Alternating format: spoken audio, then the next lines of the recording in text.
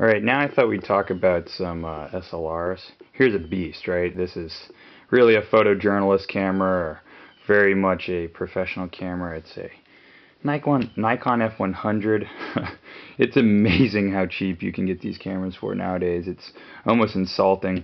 I mean, you can totally see where the D3 shape comes from. This is a baby Nikon F5.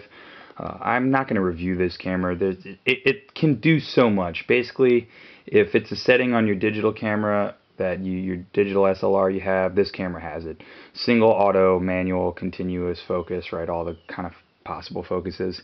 It's got a nice exposure compensation button right next to the shutter.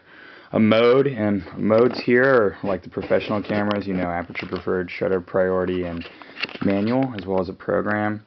Really nice variable program. You can just shift the exposure with those two wheels. Got the classic AFL autofocus button, AFL, AFE lock, so you can lock the focus and lock the exposure. Beautiful viewfinder in this camera, absolutely great viewfinder. Selector wheel for focusing patches, custom setting menu, and then the motor drive and bracketing. Let me see if I can get that in focus. Yeah, motor drive, bracket, ISO. I mean, also you have spot metering, center weighted metering, and matrix metering. Great camera. If you really want a film camera that can do it all and with a very mature and incredible lens system, then an F100, if you want a fully automated SLR, I mean, it is pretty hard to beat. Built like a tank.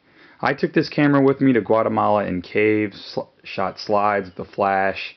Pretty good metering, just an amazing thing. Only thing is, it kind of takes you out of the equation. It's a little bit of a sterile, kind of almost computerized photographic experience.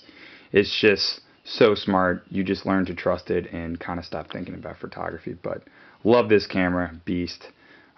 Yeah, if you want a great automated camera for cheap, I see them on the internet all the time for like $125, $250, which is really offensive for how capable this camera is. Without the F100 and F5, there would be no D1, D4, D3, all that stuff. So yeah, great camera.